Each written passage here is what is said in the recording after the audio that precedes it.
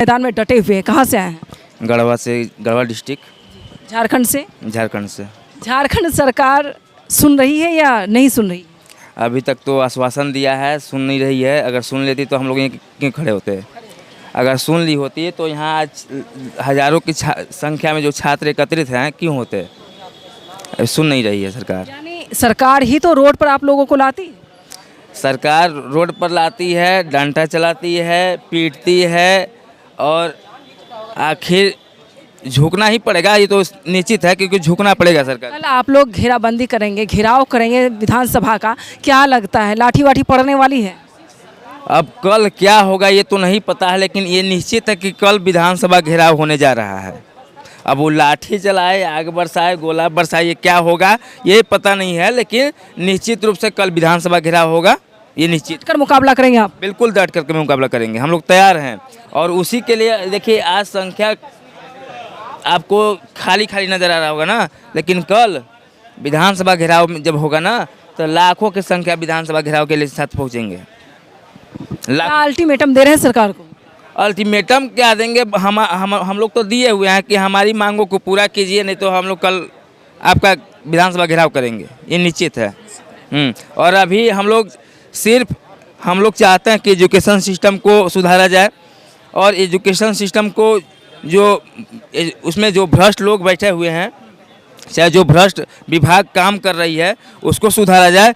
अगर ये नहीं मानती है सरकार तो हम लोग अंतिम में हेमंत सोरेन के इस्तीफा पर भी आएंगे, क्योंकि इस्तीफा लेकिन हम लोग चाहते हैं कि इस्तीफा, देखिए इस्तीफा वो लेना बड़ी बात नहीं है।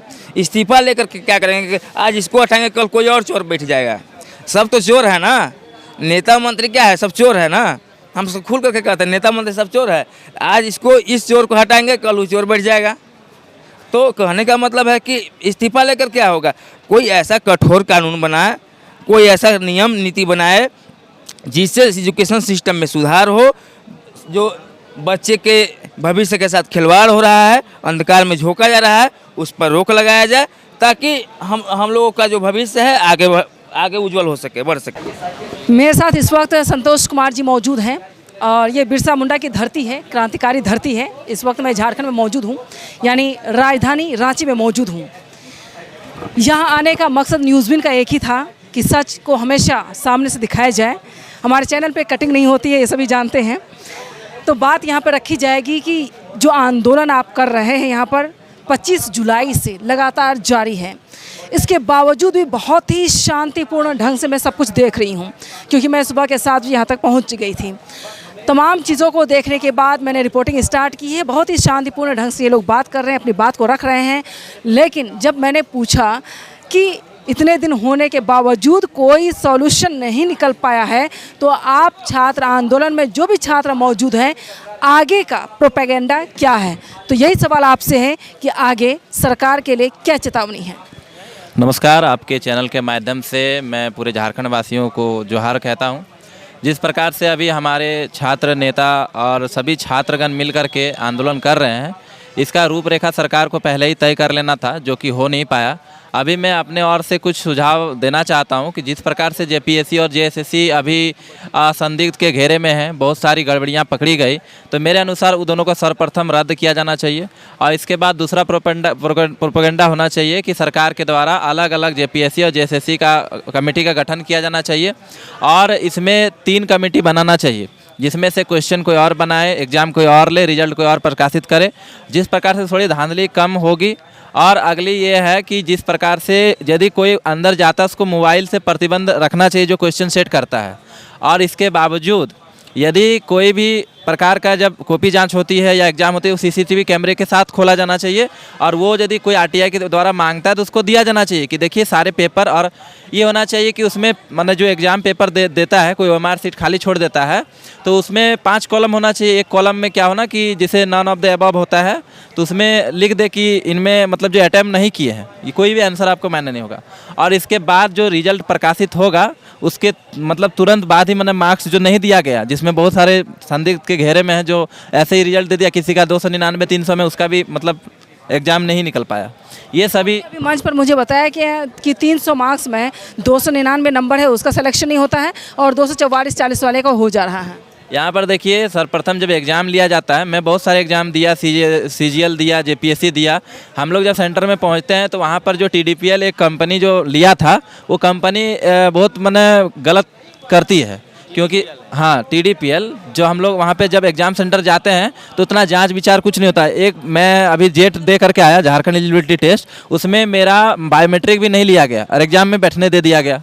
अब बताइए कि मेरा रिजल्ट प्रकाशित होगा या किस प्रकार का धांधली है, ये मैं खुद उसका प्रमाण हूँ। मेरे पास एडमिट कार्ड भी है अवेलेबल, ये नहीं हुआ। तो इस प्रकार का यदि TDPL धांधली किया है तो वो जितने भी इसमें मतलब संदिग्ध के घेरे में, चाहे वो JSSC CGL हो, JPSC हो या PGT टीचर हो, वो सारे को एग्जाम को कैंसिल करके सरकार को 3 महीने के अंदर कमेटी बनाकर सर्वप्रथम यदि इतने छात्र लगे हैं, छात्रों का भविष्य लगा है, तो सबको सर्वप्रथम इसी में लग करके हाँ इतना ज़्यादा 4 करोड़ 3 करोड़ आदमी मिलकर इतना 81 विधायक मतलब चुन के भेजे हैं, और उन लोगों को यदि उसका मन नहीं होता, ऐसे एक न्यूज प्रकाशित किया था कि सबको मांग रहा है लोगों से सुझाव, तो लोग ने आपको चुनकर भेजा है, तो सुझाव यदि लोग ही देते तो आपको चुन के क्यों भेजता, क्या जरूरत थी।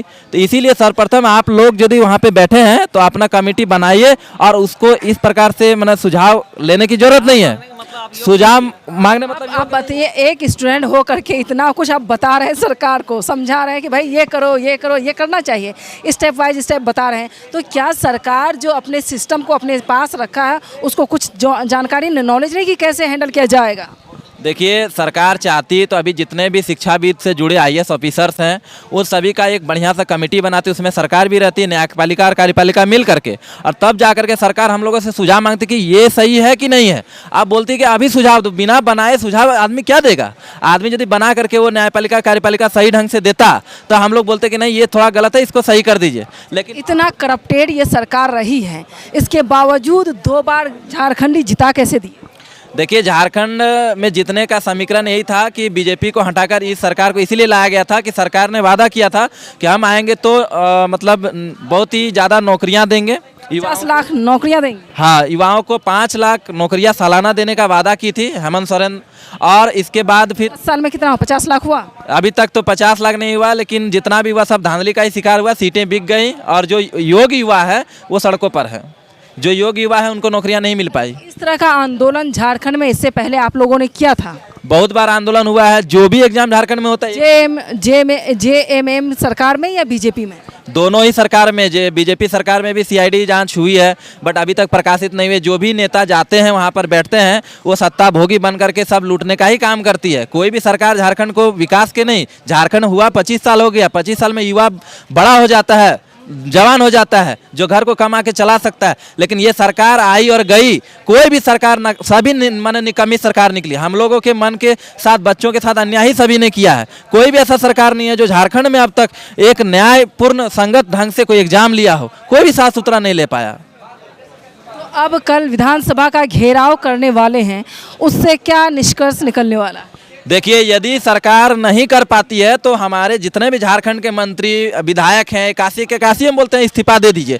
आप लोग वहां पर बैठने का मकसद क्या है। आप लोग इतना पैसा, इतना गाड़ी, इतना सुख सुविधा हमारे टैक्सों के पैसे से जाते हैं, उसका आप यदि एक बच्चों के हित में एक नहीं बना पाते हैं कोई योजना या फिर नियम, तो फिर आप लोग इस्तीफा दे दीजिए। उसके बाद हम लोग अपना नया चुनाव करके अपना विधानसभा बना लेंगे और हम लोग अपना करेंगे झारखंड को नया विकास। जब आप लोग इतना दिन सुख भोगी कर रहे हैं, सिर्फ लूट लूट करके अपने संबंधी, अपने भाई बहन रिश्तेदारों को नौकरियां बांट रहे हैं, और सड़कों पे मतलब जो 2002 में दिया था वो अब तक बूढ़े हो गए होंगे, उसके बेटा इस प्रोटेस्ट में शामिल हुए होंगे।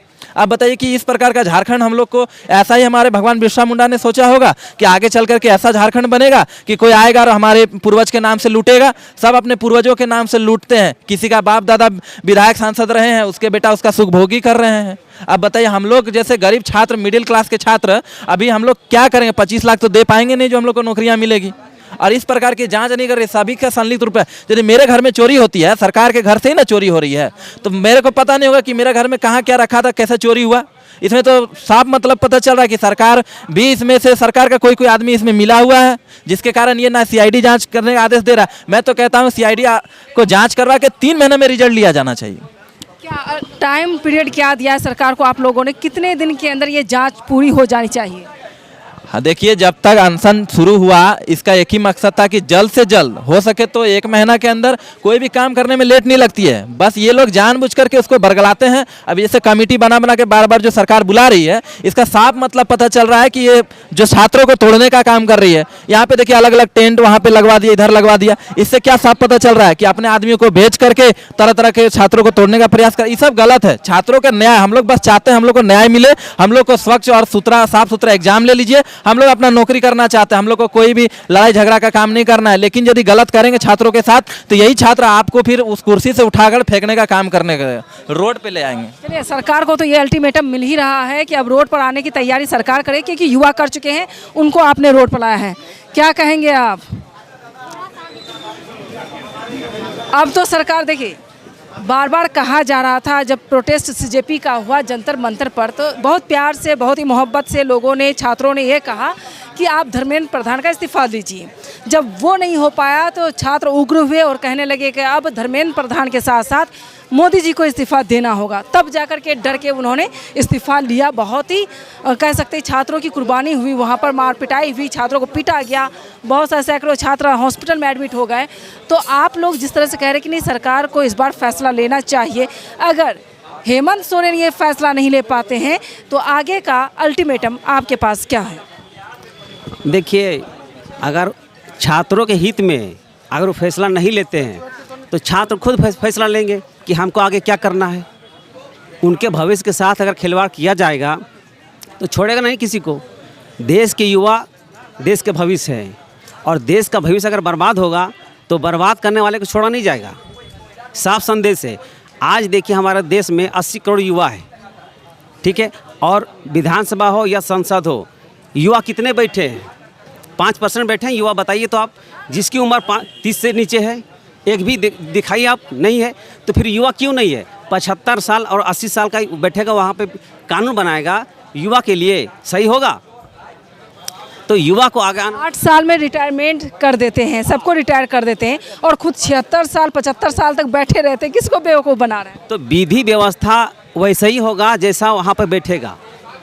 अब बताइए, एक इंसान कितने स्टेज से गुजरता है? बच्चा से गुजरता है, जवान होता है, प्रौढ़ावस्था होता है। अब उस अवस्था में जाते हैं जहाँ पे आपका मस्तिष्क ना शरीर कुछ काम करता है। तो युवाओं के लिए आप क्या काम कीजिएगा? आपके पास काम करने की कोई क्षमता नहीं है, ना प्लान बनाने का, विधि व्यवस्था कुछ भी नहीं है आपके पास, और आप युवाओं को परेशान कर रहे हैं। विधि व्यवस्था के नाम पर परेशान कर रहे हैं। कुछ भी नहीं है प्लान। अगर प्लान रहता तो अभी आज कितना दिन हो गया मेरा? 16 दिन हो गया ना, सरकार आ जाती। आप वोट के समय आते हैं, हाथ जोड़ते हैं कि हमको वोट दीजिए, और यही पर जब बैठिए तो क्यों नहीं आ रहे आप? बात वही है कि 10 साल तक आप सरकार आप लोगों को बेवकूफ़ बना करके रखी, और आप लोग मैया सम्मान योजना के ऊपर बिक गए। देखिए, मैया सम्मान योजना वो अलग मैटर है, हम उसमें नहीं जाना चाहते। उसी में है सरकार जिसकी बनी है, सरकारी तंत्र उन्हीं के हाथ में, ना आपके हाथ में ना मेरे हाथ में है। सवाल तो उनसे पूछा जाएगा, क्योंकि झारखंड का मालिक है, सवाल उनसे पूछा जाएगा। मैया सम्मान में घोटाला होता तो उसमें पूछते। अभी मैया सम्मान योजना में भी भैया में घोटाला हो रहा है, मैया में नहीं घोटाला हो रहा है, अभी भैया में हो रहा है। तो भैया सवाल पूछेगा ना कि आप घोटाला क्या है कि अभय तिवारी देखिए, उसका पूरा लिस्ट देखिए, सबका रिश्तेदार BDO CO सब बना हुआ है। लिस्ट है, मुझे भी दीजिए एक लिस्ट। एक बार देंगे, हम लोग के पास रखा हुआ, देंगे हम लोग, ठीक है। और बाकी जो 4 करोड़ जो झारखंड का आबादी है, सब बेवकूफ़ है, कोई पढ़ने वाला नहीं है। अभी देखिए, मेरा जो सर है TGT 2016 का हम लोग छात्र है, ठीक है। उसमें क्या हुआ? उसमें भी गड़बड़ी हुआ। कोर्ट का आदेश आ गया कि इन लोगों को बहाली लिया जाए। इसके बाद भी झारखंड सरकार बहाली नहीं ले रही है, LPO में चली गई है। तो हम लोग का मांग कि LPO को वापस लिया जाए, और जो बाकी बचा हुआ स्टूडेंट उसको बहाली किया जाए। बस हम लोग यही मांग है। बाकी भैया लोग तो हम लोग का समर्थन में है, ये हैं।